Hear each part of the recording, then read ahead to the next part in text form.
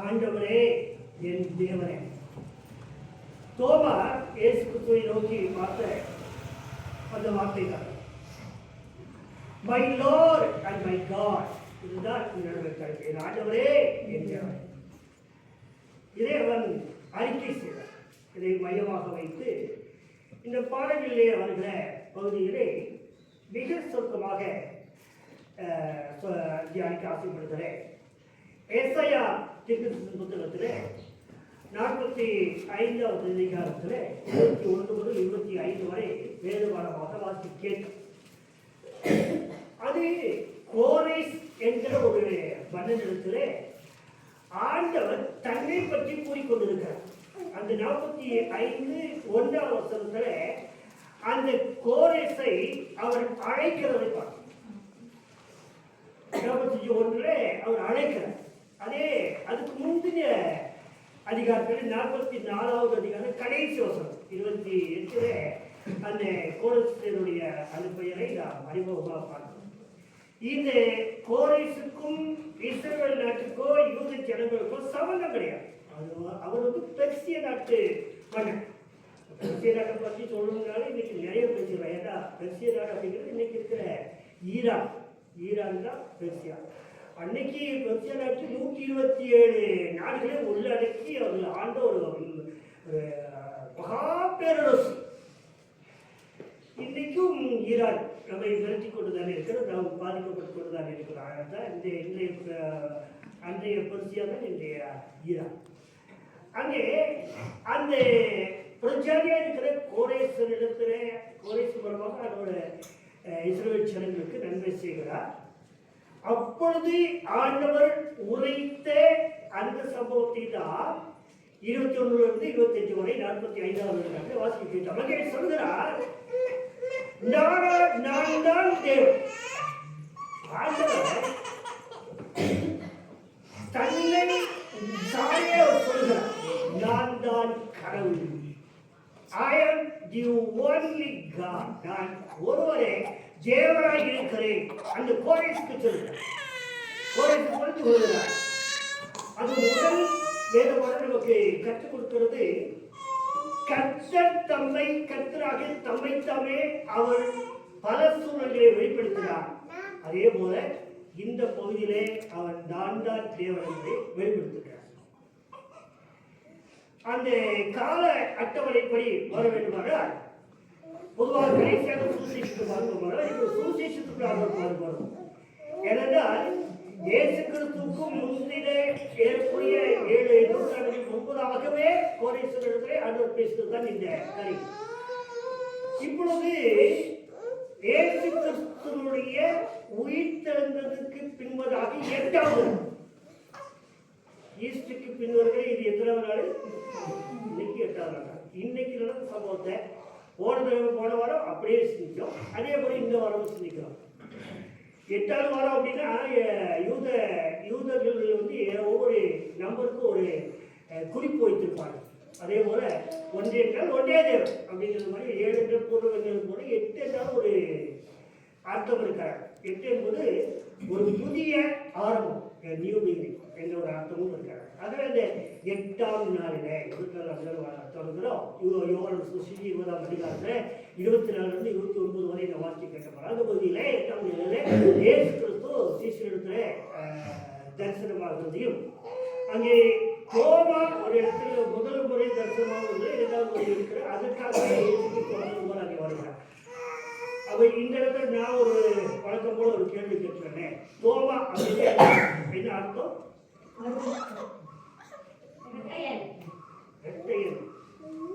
நான் ஸ்பீக்கரில் போட்டது ஸ்பீக்கரில் வெளியே போட்டதுனால உள்ள ஒரு கேட்கறத நினைக்கிறேன். ரெட்டையன் அப்படின்னு இரட்டை ட்வின் என்று அதனுடைய அர்த்தம்.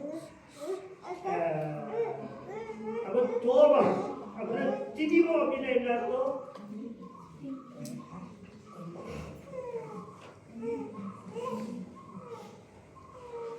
அந்த நேரத்தில் கரகரன் வச்சு என்னாலையும் கவனிக்க முடியல.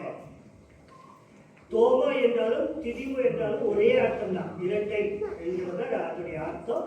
தோமா என்பது எபிரேய பெயர், ஹீப்ரு நேம். திதிம என்பது கிரேக்க சொல், அவ்வளோ கிரேக்க பேர், கிரீக் நேம், அவ்வளோ வித்தியாசம். ஒரே அர்த்தம். பேதுருக்கு இருக்குல்ல, கேபா பேது ரெண்டு இருக்குல்ல, ரெண்டும் ஒரே அர்த்தம் தான். பாறை, கற்பாறை, கூழாங்கல் எல்லாமே கேவா பேது. அதுபோல தோமா திதிம என்பதுக்கு ஒரே அர்த்தம் தான். அப்போ இந்த தோமாவுக்காக ஆண்டவர் இடத்துல கடந்து வருகிறார். அங்கே சீஷர்கள் பயந்து போய் கூடியிருக்கிறார் ஒரு இடத்துல. அந்த பயம் நியாயமான பயம் தான். அந்த பயத்தை குற்றம் சொல்ல முடியாது. ஆனால் சந்தேகம் என்பதும் அங்கே இருக்கிறார். அது தோமாவிடத்திலிருந்து ஒரு சந்தேகம் இருக்கிறார். ஆனால் அது தவறு. பயம் என்பது உயிர் பயம். இயேசு கிறிஸ்துவை விட்டால் அவரை சார்ந்த அது இயல்பான விஷயம். ஆனால் மற்றவர்கள் விசுவாசிக்கிறார்கள், இவங்க மட்டும் விசுவாசிக்காமல் சந்தேகத்தோடு இருக்கிறார்கள். அவருக்கு சந்தேகப்படுகின்ற தோபா என்கிற பேருக்கு டவுட்டிங் டிசைபிள், சந்தேகத்தின் சீஷன் என்று அவருக்கு ஒரு பட்டப்பேரே இருக்கு. ஆனால் பிற்காலத்தில் அவர் தான் ஒரு தைரியமான சீஷனாக அவரை நாம் கொண்டு போகிறோம். அப்போ அந்த சீஷனுக்காக ஆண்டவர் சொல்லி புரிந்து கொண்ட பொழுது, ஆண்டவரை பார்த்தபோது அவர் சொன்னபடியே தன் காயங்களை காட்டும் போது என் ஆண்டவரே என் தேவரே என்கிறார். இதுல இருக்கிற விசேஷத்தை இன்னைக்கு நம்ம புரிஞ்சுக்கணும். என்ன விசேஷம் அப்படின்னா, இயேசு கிறிஸ்துவை ரவி என்று அழைத்திருக்கிறார், போதகரே என்று அழைத்திருக்கிறார், ஆண்டவரே என்று அழைத்திருக்கிறார், குரு என்று சொல்லியிருக்கிறார், தீர்க்கதரிசிகளில் ஒருவன் என்று சொல்லியிருக்கிறார், அல்லது தீர்க்கதரிசி என்று கூட சொல்லியிருக்கிறார்.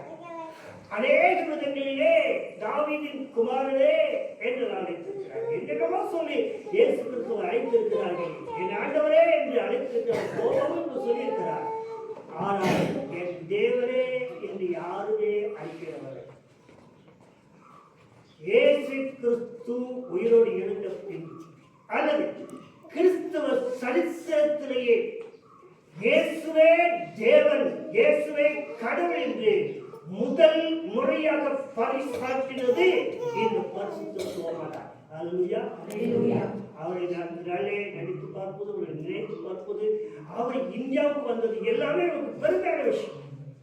அத்தனை சீடர்களே இந்த கிறிஸ்தவத்தில் முதல் முறையாக கிறிஸ்துவை கடவுள் என்று பரிசாற்றினது இந்த தோமா. அதன் பின்பதாக தான் இந்த அறிக்கையின் அடிப்படையில் தான் சபை உருவாயிற்று. அதைத்தான் பிலிப்பியர் 2வது அதிகாரத்தில் 5-11 வரை வாசிக்க கேட்டமா, வாய்க்கு கேட்டமா,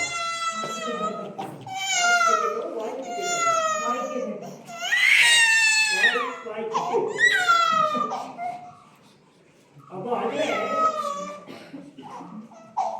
இதே ஆண்டவரை சொல்றாரு. ஏசாயா 45 ஆண்டவரை சொல்றாரு, இந்த உலகத்துல எனக்கு எல்லா மொழிக்காகவும் எல்லா நாவும் அறிக்கையும் தேவன். அதே வார்த்தையை பவுல் இந்த தீர்க்க தரிசனங்களை எல்லாம் ஆராய்ந்து அறிந்திருக்கிற பவுல் பிலிப்பியருக்கு எழுதும் பொழுது அதைத்தான் சொல்கிறார்.